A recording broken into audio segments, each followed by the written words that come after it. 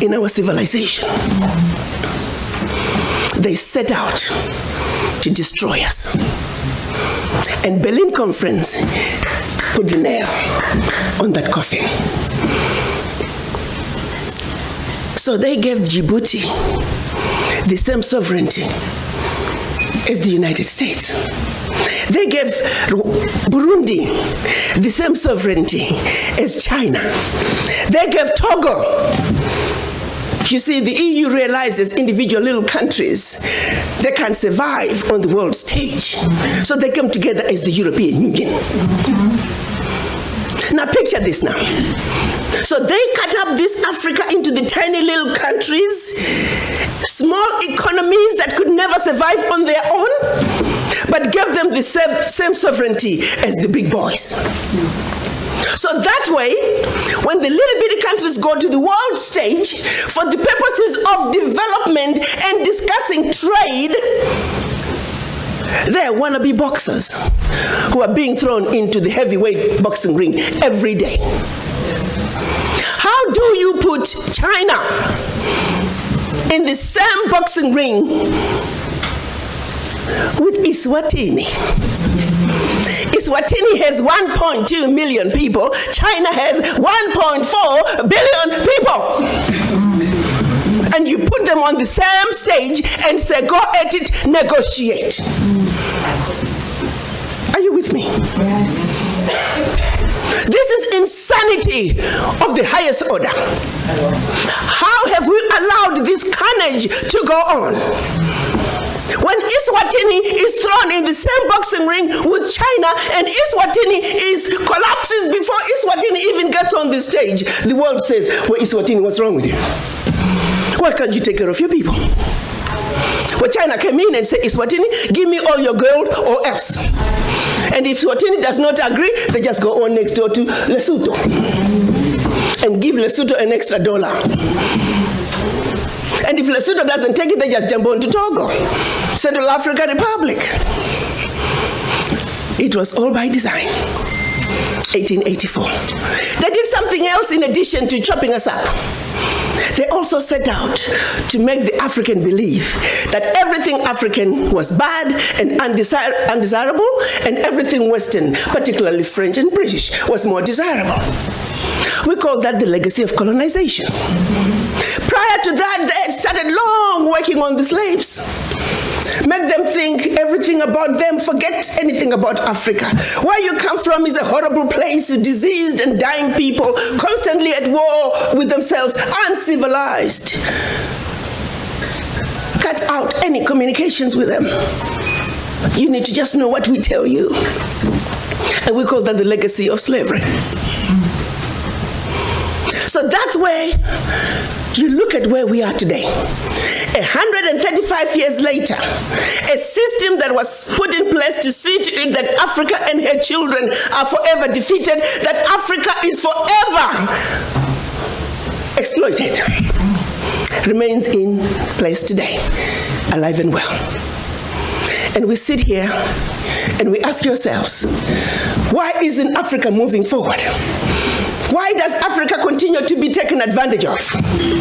Well, I'll tell you why, very simply. Until Africa comes together as a continent speaking with one voice, one continent, one people, nothing, and I repeat, nothing is gonna change. As individual little African countries, we are wannabe boxers. We will never make it fighting against the heavyweights. We must speak with one voice. Yeah. And this is exactly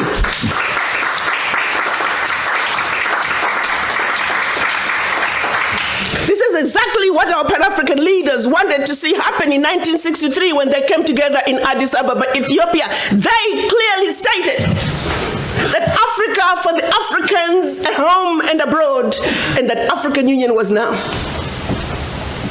They said Africa must speak with one voice. It is the only way for Africa to take its rightful place on the world stage. Sadly, when they went to Addis Ababa in 1963, they were divided. We had two factions, the Casablanca group and the Monrovia group. The Casablanca group were saying Africa for the Africans at home and abroad, and African Union now. This was Ghana, Guinea, Mali, Egypt, Morocco, Algeria, and Tunisia. Only 7. The other 25 of the 32 who attended were the Monrovia group. They were the nationalists. They said, let's go slow. Let's kind of wait on this Pan-African thing. 55 years later, 56 this year, we're still going slow. As if it wasn't bad enough that we were divided up into the tiny little countries that we are today. The gift that Berlin Conference gave us. One other thing that France did between 1958 and 1961 in the name of giving us our independence as African countries. France forced the Francophone, and I hate that terminology. There is no such thing as Francophone, Anglophone. They made it up. But for the purposes of communication, I will use that. 14 of those countries, they said, in order for you to get your independence from us, you must sign this document. You thought they could have found a better name for the document.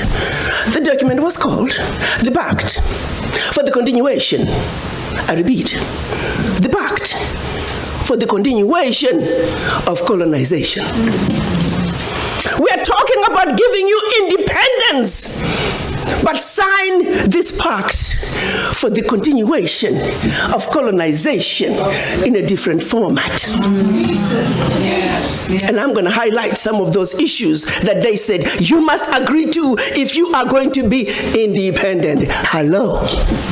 Maybe we need to redefine the meaning of independence for the French.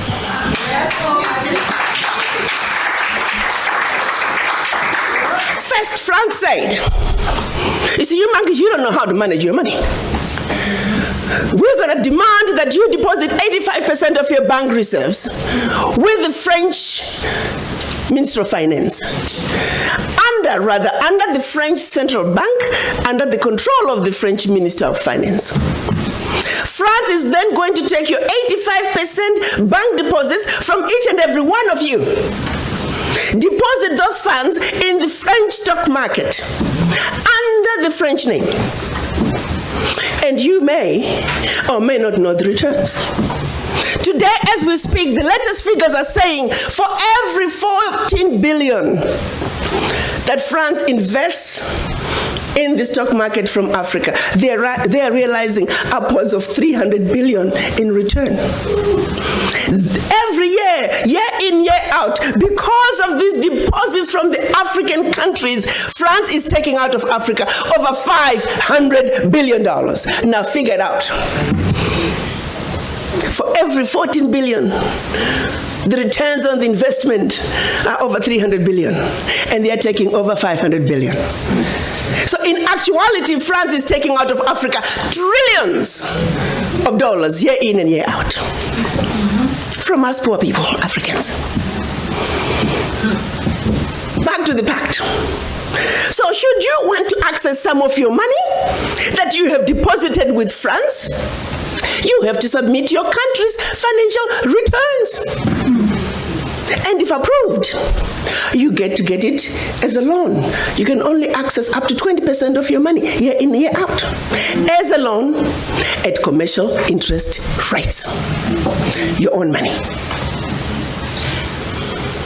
As if that was not enough.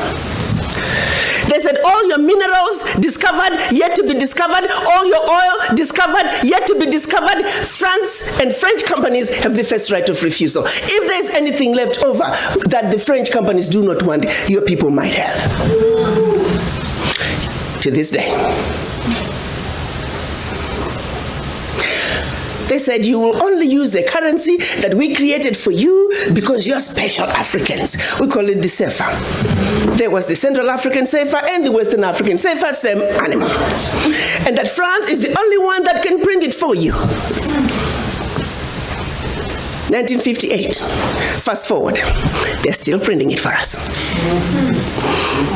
And if you start misbehaving, they just stop printing your money. And your country's in trouble. They also said your language of instruction shall be French, whether you like it or not.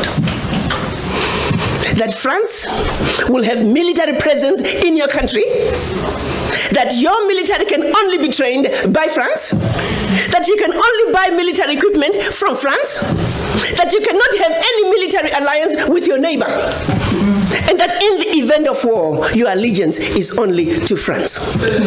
And furthermore, because they have military presence in your country, they can invade you without notice should they feel that the interests of France in your country are being violated. Teach, sister, teach. Speak on, sister. Fast forward, 2019, nothing has changed. The same people who have the audacity to tell us that we are poor countries, they are taking trillions out of Africa every year. And what is the African doing?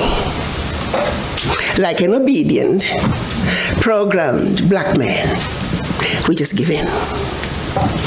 We know the facts, but we just do nothing about it.